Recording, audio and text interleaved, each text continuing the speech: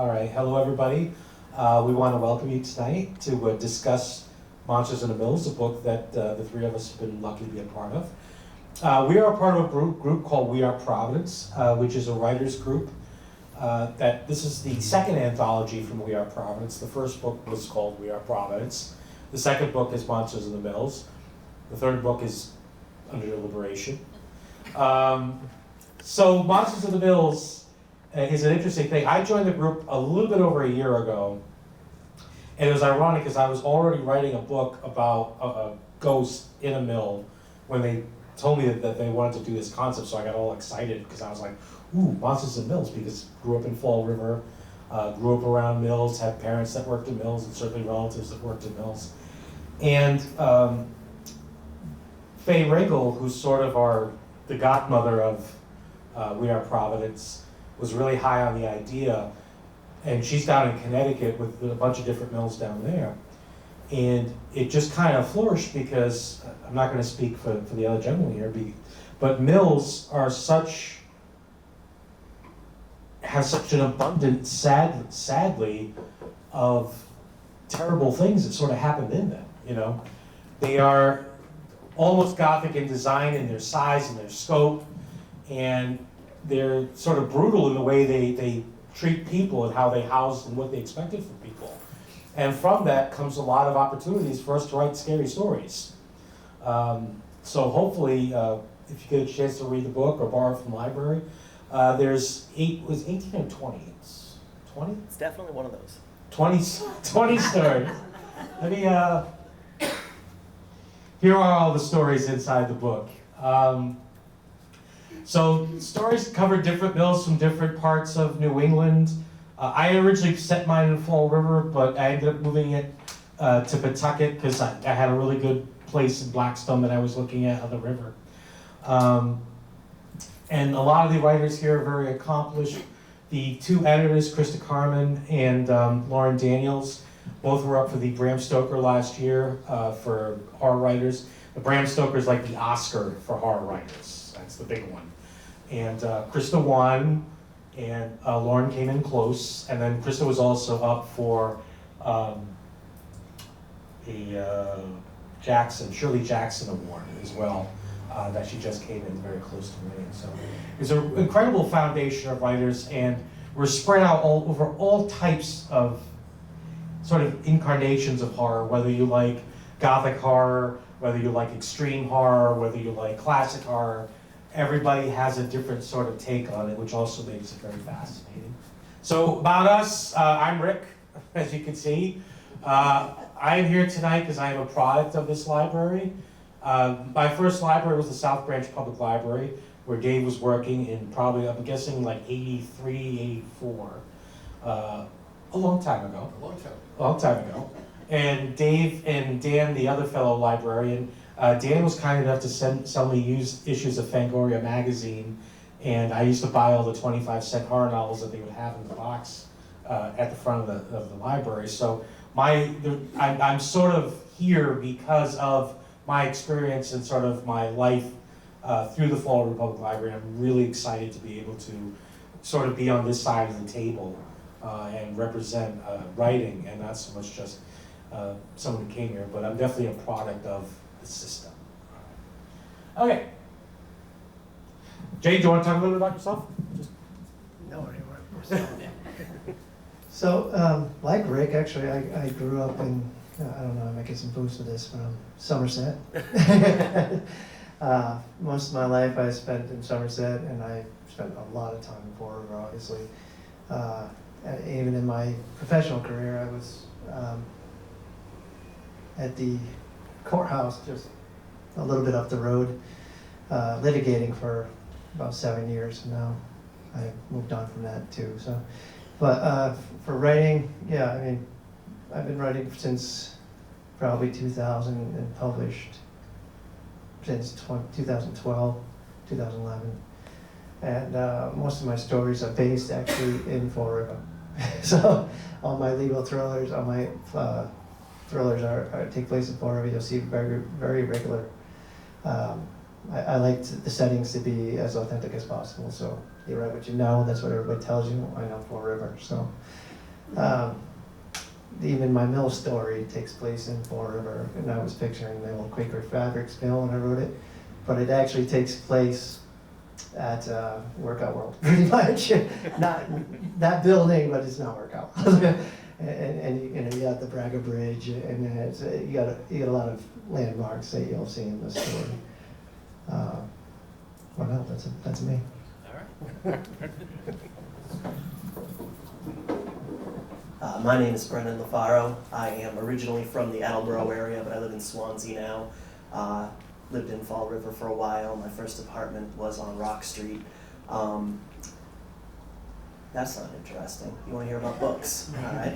So I am primarily a horror writer, and I have been writing for about 5 or 6 years. For the most part, I really, really like ghost story stuff, and a lot of my stuff is also set in Massachusetts, but unlike Jason, I get nervous about setting things in real places because then I'm going to have people reading it and telling me that, that street is not right, they don't connect there, you can't turn down that one, it's a one-way.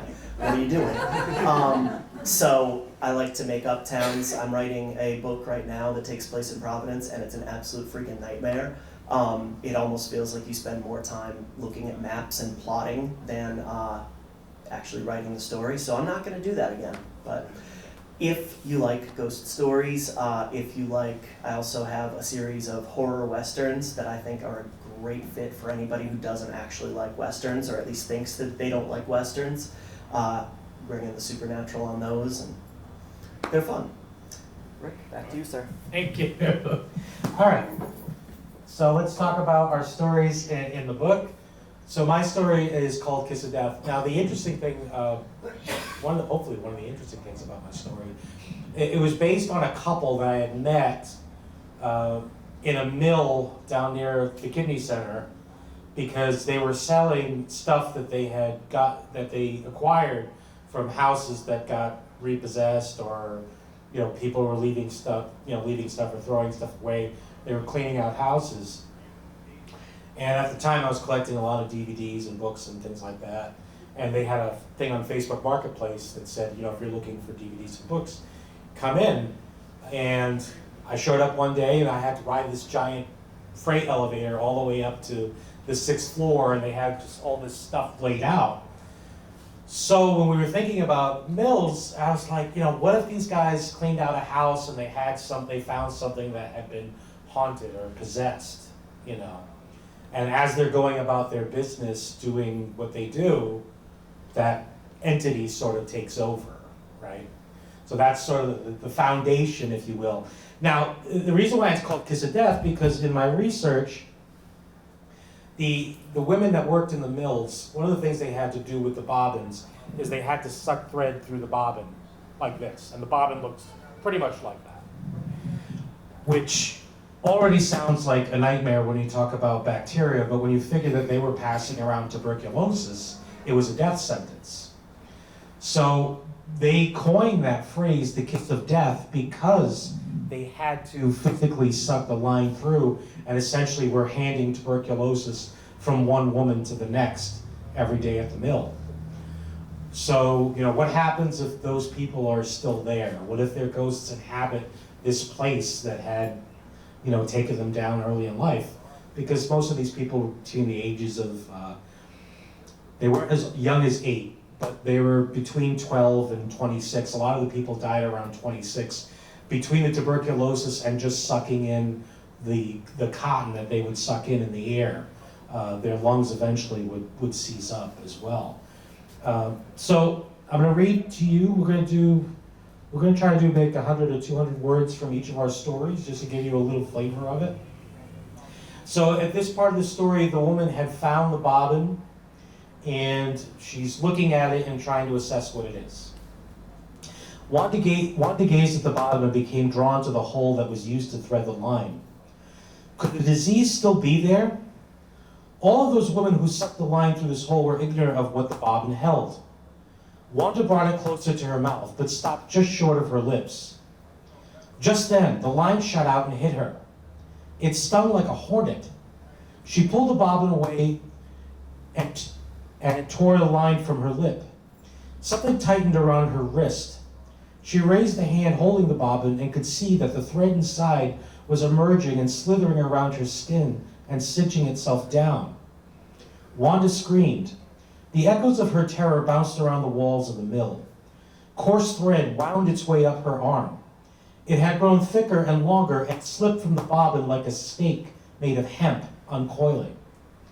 The pressure increased until it was on the verge of breaking her forearm. Wanda reached for a box cutter. She extended the blade a good 2 inches and jabbed it into the rope at her wrist, cutting the threads into 2. She cried out in pain as the blade scored her flesh.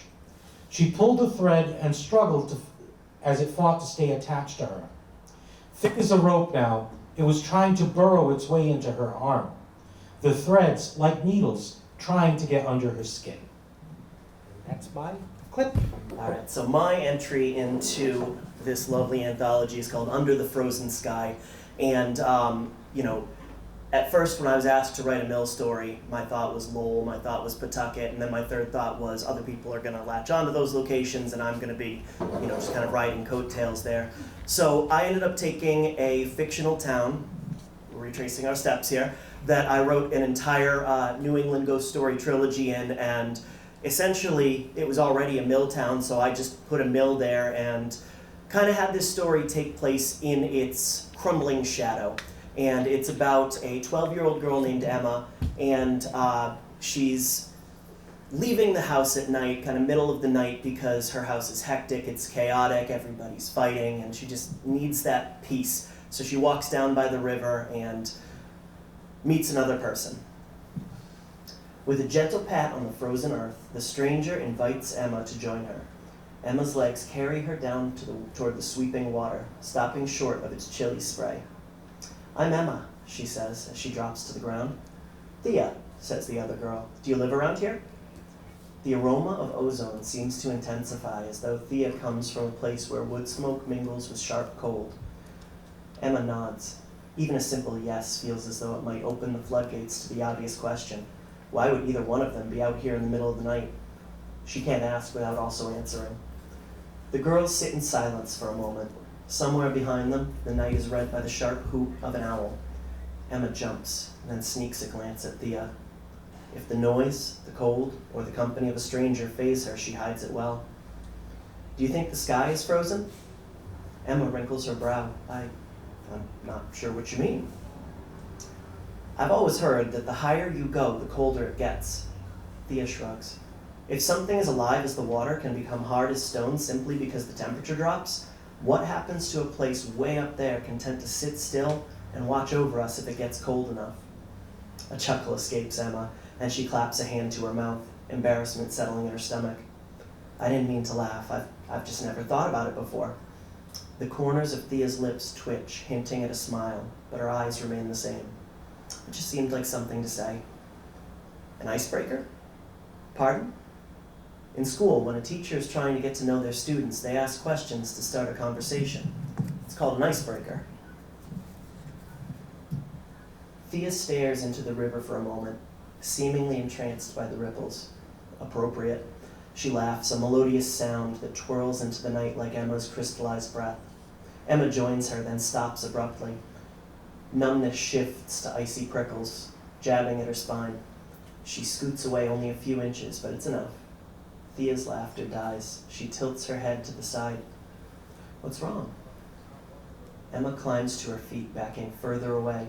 Her breathing intensifies, filling the air like a fog machine in a low-budget horror film. "Your breath," says Emma. "Why can't I see it?" Thea folds her hands in her lap, stares down at them for a moment, then returns her gaze to Emma and fixes her with a strange look. Disappointment might be the word. Pity might be a better fit. "I'm sorry," whispers Thea, so softly that it's almost lost to the babble of the 7-mile river. Shame bubbles in Emma's stomach over what she can't say, before Thea's face goes even paler, nearly translucent, her straw-colored hair lightening a shade to resemble chalk. She never lowers her eyes even as she disappears, dispersing like water droplets into the night air and leaving Emma all alone under the frozen sky. All right, just FYI, that we're at like 25%. I didn't spoil the ending for you or anything like that. So, apologies, I had to go over the George Washington Bridge. And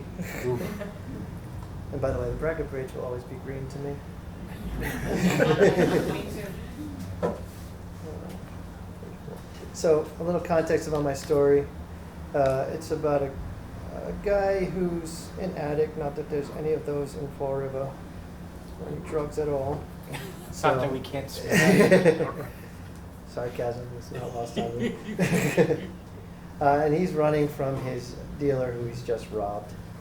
And of course, he thinks a good idea would be to hide out in one of our abandoned mills, which, as you might imagine from a horror story, is never a good idea. So he goes into the mill, and he's been breathing up asbestos, mold, whatever is in the air. And he comes into a room that is straight out of a horror movie. There are bones on the walls, there are bones everywhere, but there are also dolls. And that's kind of where the story picks up.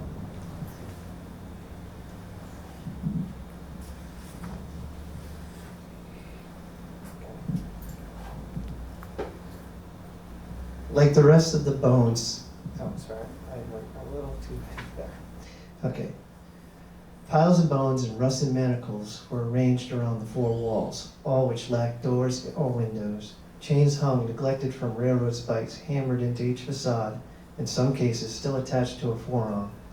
Although the bones no longer connected to form true skeletons, Aaron could easily identify them as human. The torsos and rib cages, dead giveaways. Scraps of fabric interwove the piles, though if they'd once been garments, time and teeth had long since eaten away at them to the point of unrecognizability. He counted a dozen or so piles, though their skulls were noticeably missing. He found them behind the table, arranged in a circle, each with a doll standing sentinel beside it. Kind of like the dolly I actually saw on the way in here. Although they're mostly Victorian-style dresses, hair, and bonnets, varied in color and material, all were alike in size and composition, such that they were likely constructed in the same era, if not by the same maker. Like the rest of the bones, the skulls were fleshless. Strange runic markings were etched in the floor inside the circle. At its center, a large rat was slit open, its innards oozing from what looked like a fresh gash in its belly.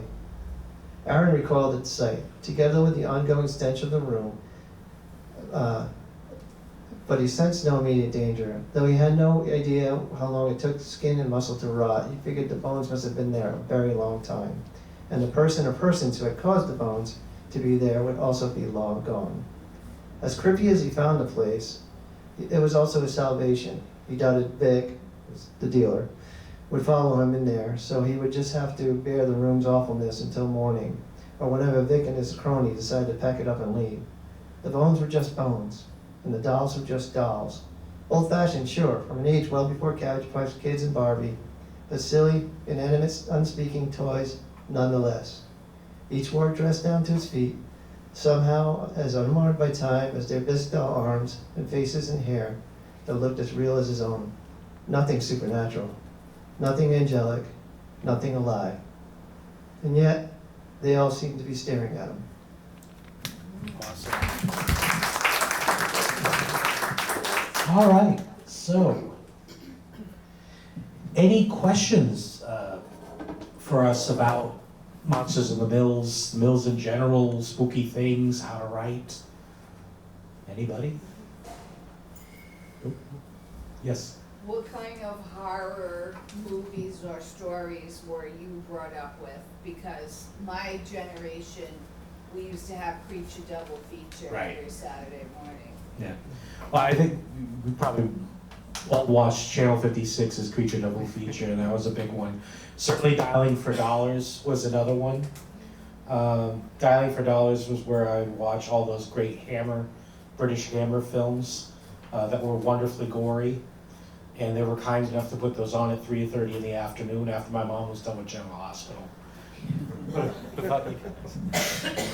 I remember watching the Nightmare Before Elm Street movies on, my little I don't even know what you call it, that little like clicking dial TV with like the clothes hanger antenna that if it wasn't just right, you couldn't see Freddy. Yeah. And then eventually getting to the point where I realized just how cut down for TV those were, and enjoying a lot of it. As far as books go, I grew up on Goosebumps, and the Scary Stories to Tell in the Dark with those immaculate illustrations by, I think it was Alvin Schwartz.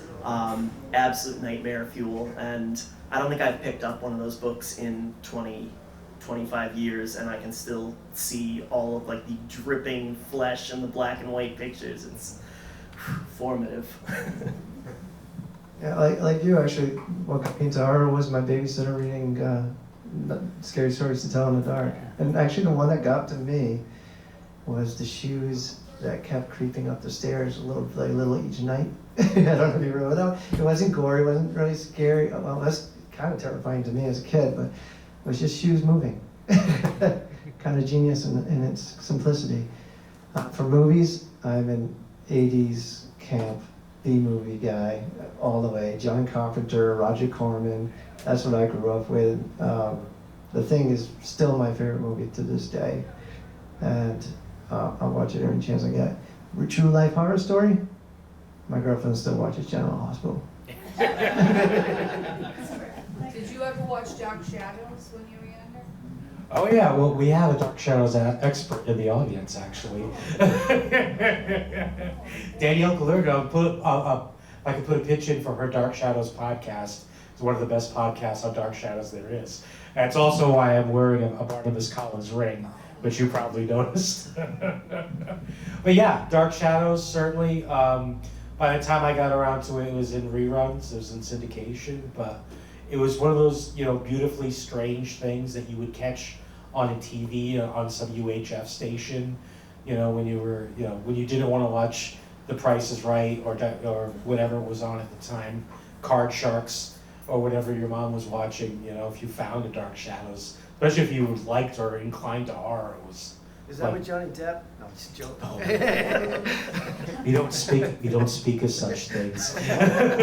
You're lucky Danielle didn't throw a shoe at you. What about you guys? What are some of the other influences you think? As far as movies go, I do think like the 80s just practical effect, you can't top it. I love the original Friday the 13th. I love the second one. Third one's okay, and from there, whatever. Yeah. Steady decline, consistent at least. And the Thing, Jason mentioned. Truth be told, I grew up on the movies, and I don't watch nearly as many as I used to, and I feel like it's just because it's absolutely overwhelming. At any given day, you're working until 5, 6, 7 o'clock at night. You've got a whole 10 minutes to yourself between when you get home and when the kids go to bed, and you've got horror Twitter saying here are 130 movies that you need to see this October, and I find it easier to just say, you know what, I'm going to watch none of them. I'm going to use that time to read, and obviously Stephen King, big influence growing up. I've read everything he's written, and I plan to keep doing so. But as far as people who are writing now, I think Nat Cassidy is a writer that a lot of people should check out. Kind of strayed from influences there, but whatever. I'm making up my own questions. Mm-hmm. Nat Cassidy. There's a writer out in Oregon named Tyler Jones who does some phenomenal stuff. Very empathetic and character-driven writer. There's a writer out in Washington named Drew Huff who's doing some weird, a lot of slasher types vibes, but just weird horror, weird fiction, and writing kind of unlike anybody else's. And I could go on, but I'm going to pass this to Jason instead. Yeah, I grew up with King as well, and it was kind of sad in a way because I had to go back and rediscover the other guys that were writing at the time, like Robert McCammon, who's still to this day one of my favorites. But I've also, I read pretty widely, so I write horror thrillers and sci-fi, but I read those plus fantasy and some dark humor.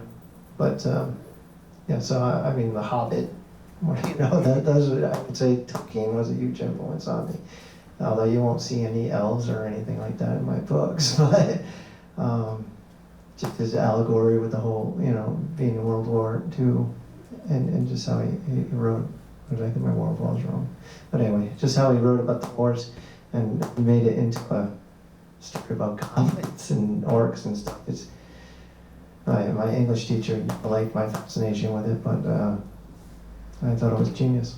And for writing in general, I think there's a lot of books out there that can give you some good tips, and Everybody Goes to King on writing, which is a great book. I know I keep clicking, sorry about that. I'm trying to give these guys whatever I might have, you know, I'm kidding. Well, anyway, I'll just pass it back.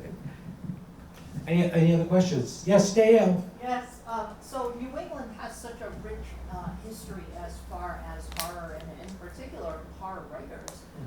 What is it about New England that you think is so inspirational in that way? Any thoughts on that?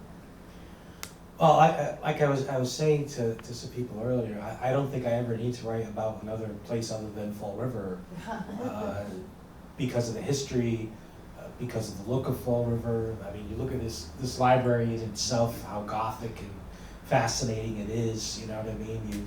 You look out. Today was an absolutely drop-dead gorgeous fall day. I mean, the trees are spot on. Like, you really couldn't ask for much more. I recently wrote a story called The Pukwudgie, and I was talking about Freetown, and I said Freetown is like a Thomas Kincaid painting of fall, you know, because it is.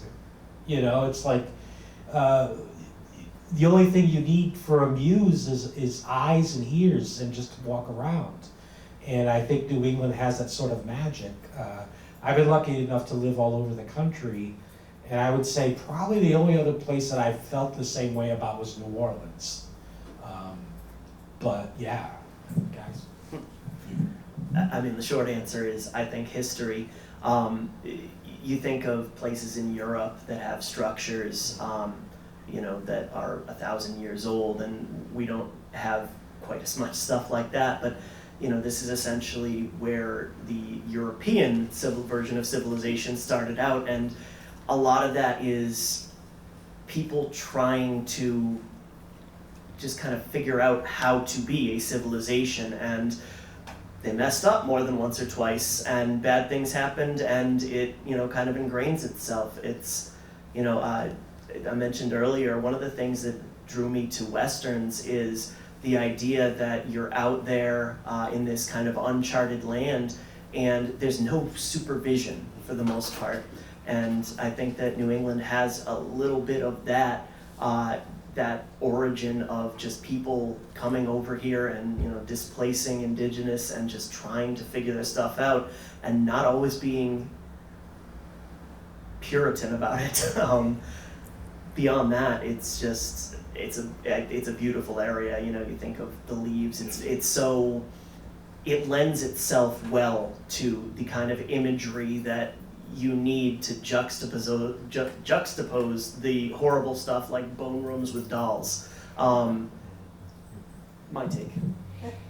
Yeah, I agree. It's such a gloomy, dreary, dark place. It makes us all miserable. So why not for that? But I think if you think about the history, like Brendan was saying, you got Mercy Brown, you got the witch trials, you got you got Lovecraft was here, you got Poe. We spent some time here. Screw Maryland.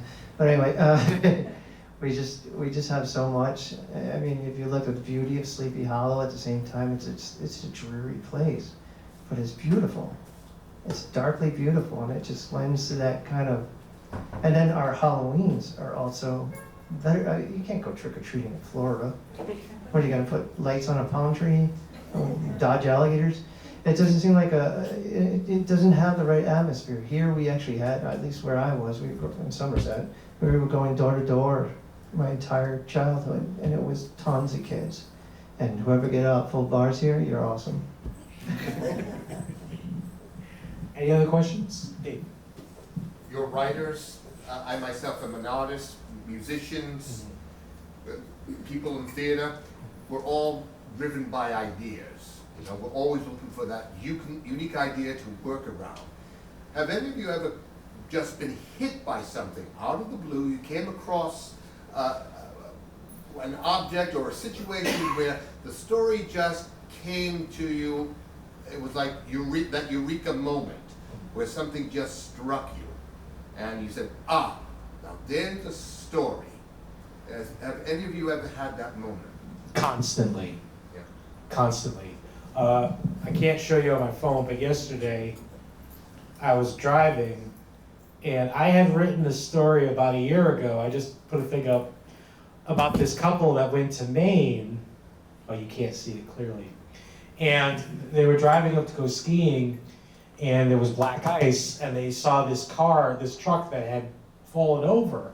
This old sort of beat up truck, and it had this white plastic cooler in it. And so they went over to check to see, is everybody okay, right?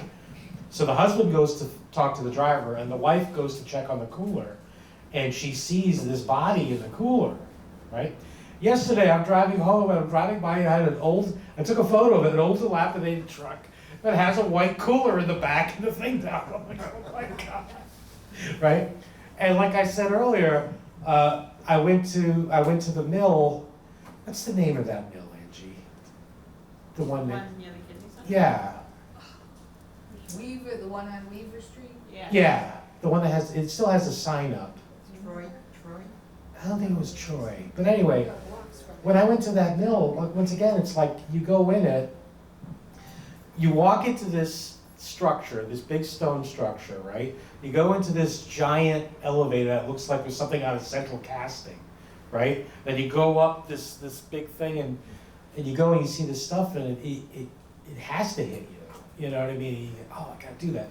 And God bless cell phones, because nowadays when you get amused like that, you take pictures, you write notes. Like I whip out Google Docs and I'll just write down a paragraph or something, just so I can pin it for later on. But yeah, I mean, tons of stuff. I don't know. No. No, it's interesting because I feel like a fraud because I don't get that. I'm not driving along and like, oh, I can turn that into something horrifying. I've seen a log truck from Final Destination, and I think of Final Destination, but as far as original stuff, I think it's more vibes, feelings. I mentioned that my first apartment was on Rock Street, and I knew I did that for a reason. And that was like an old converted, like multi-family home, like, just old. Definitely haunted, 100% haunted, no question in my mind. And I just remember, when my girlfriend at the time, who is now my wife, had gone to visit family and left me alone there, just the way that it felt, like just kind of isolated and creepy, and no matter how many lights you turned on, it wasn't enough. And that's the kind of thing that I like to latch onto and write down, not as opposed to the imagery, the feeling, and like how can I capture that feeling and turn it into a story. And hopefully the rest comes later, but how can I get that like cold pit in your stomach? How can I get that feeling that like I am all alone on this 3rd floor, and I know there's a family below me, but they can't get here in time if the spooks come out. And obviously the negative stuff too, but even just like the way a song makes you feel, like how can I take this song that I love, and it doesn't even matter what the lyrics are, but it just makes me feel a certain way. How can I capture that feeling and turn it into a story? I'm gonna try, and maybe it won't go well, or maybe it will. But vibes, feelings, as opposed to imagery. You shouldn't have imposter syndrome. You're a fantastic author. Yeah. So. but I do, because I'm an author. So. True. Actually, a song would be a good prompt for me. So I wouldn't say I have I've written some short stories where I felt like a muse that guided me, and the short story just comes out. My novel's way too over analytical and thinking, plotting. I'm a plotter, not a pantser, if you're familiar with those terms. Either you outline, I outline. I don't just write and see where it goes. But Eleanor Rigby, the line in the song Eleanor Rigby puts on her face that she,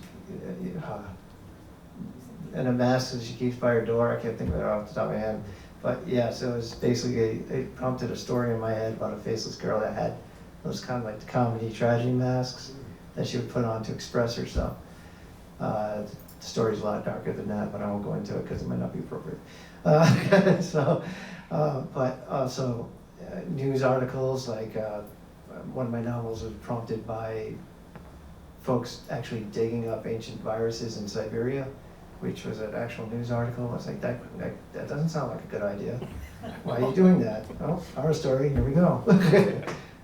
But those are usually, dreams obviously have also, but you gotta get it up and write it down real quick or it leaves your mind, so. Yes. That was another question I had as far as your writing process, and you said you start with an outline and that motivates you to write chapters. What about you two? Do you just free write or do you outline? I do both. One thing I stole, I worked in film for a while, and one thing I stole was the idea of just getting a stack of 4x6 cards and just kind of writing an idea, part of the story, but not doing it in a linear way, and then just writing my ideas and just leaving them on the 4x6s, and then when I'm working on my plot, I can go back and like, okay, this scene could go here, or this could go here, and just so I can get a sort of visual representation of where everything goes. Most of what I've been writing has been considered flash fiction, which is 2,000 words or less. So that stuff I usually don't outline because it's about 10, 20 pages, you figure, for 2,000 words? Something like that? Yeah. Or so. Yeah, it's not, so that sometimes I don't plot out too much. But I haven't been able to write a proper novel yet. And I think part of that is my ADD, and the other part is that I need to get a little more structure, so. I would consider myself a pantser, but I have. Are you laughing at me? I've tried both ways, and for the most part, I find that I have more success if I don't know, if I have an idea maybe where the story is going, or at least where it's going next, even if I don't know where it's going to end up, because I don't get bored. And in the rare instance I've tried to outline, it's not necessarily like something fastidious. It's more like I sit down, open a document, and write like a 5-page synopsis of the whole book. You know, then this happens, then this, then that, and then start the book and realize that I'm not going to follow that really. That was a bad idea, and I can come up with things that I consider more interesting and more entertaining to me on the fly. So, you want to talk about your outline process? Yeah, I don't do a true outline of the whole book. So I do I always have a beginning and an ending in mind. It changes though. But then I do a plot. I'll outline the first 3 chapters or so, and then when I start writing it, I may change directions altogether. So then I'll, whatever I write it, the first 3 chapters, in my next outline, if I had written 6 chapters, I would have veered off course way before then, and the outline would have been useless. But I also handwrite my first drafts, so in a sense, my first draft is almost an outline. And then when I type it with my 2 fingers, and it takes 4 hours just to do a page, it gives me a lot of time to think and change the story as I go. I think it's worth noting too, like you always will hear authors say like, oh, I let the characters lead and they make the decisions. And it sounds so cheesy, but it's really just another way of saying like, if I'm, writing from point A to point B, and all of a sudden something's not clicking, something's not entertaining me, or something's just straight up not working, then you just kind of, you have to follow your gut. Otherwise, you're gonna, it's absolutely silly to say, well, I wrote it this way because I originally conceived it this way, and it was absolute garbage, but I did it anyway because that's what I told myself I would do. So, I mean, it's a little artsy to say I let the characters lead the way, they're telling their story through me, but it's not untrue either. Right. Any other questions? Yes. Do you work on different stories at the same time, or do you just write just one story and concentrate on that one story? Or do you go back and forth? I go back and forth because sometimes I'll be working on something, and if I get writer's block, and then I see a really good prompt. I love a good prompt. That's how I get into trouble whenever they ask for anthologies, and somebody throws out a prompt, and I'm like, oh no, I want to write a story about that. Right? And because I'm only writing, like I said, because I'm writing, 2,000 to 5,000 words, then I'm like, oh, I can get that done in a few days. So I'll get very ADD in those terms. But like the big stuff, I've been working on a novel now for 5 years, and another one for 2. And I always go back to that when I get a chance, but then I always get distracted because somebody puts up a cool picture and says, write a story about this. And I can't help it. Like, I just want to.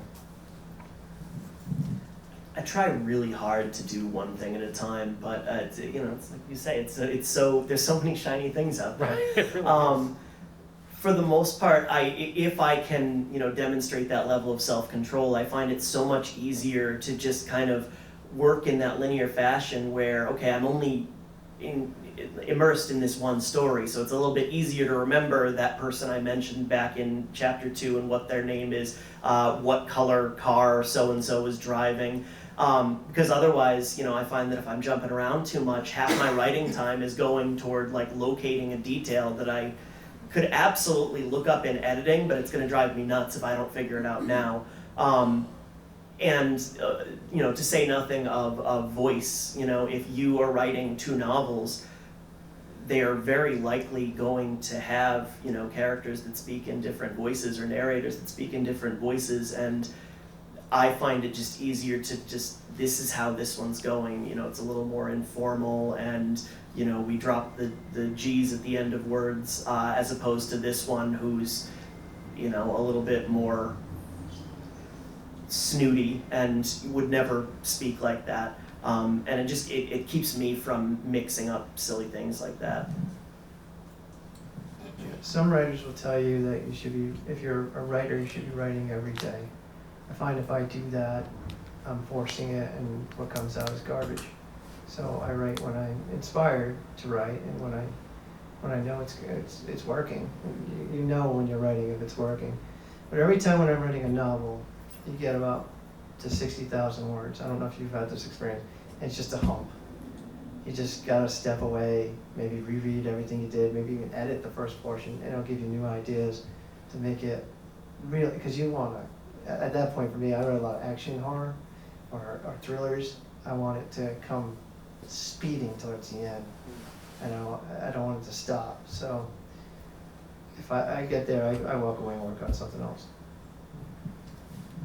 Adding to that, for notorious bad writing advice, or notorious writing advice that's not for everybody, a lot of people will tell you, just push through the first draft, get it out, you can always go back and fix it, which is of course true, but at the same time, if you get to around that 60,000 word mark and something's not working, going back to reread and to edit and to kind of just clarify things that you may have mixed up because you're a pantser and you don't outline, can give you a lot of clarity. Even if you think you know where the ending's going, it can really steer it and help you write it in a way where you won't have to spend another 2 months fixing all the silly mistakes you made.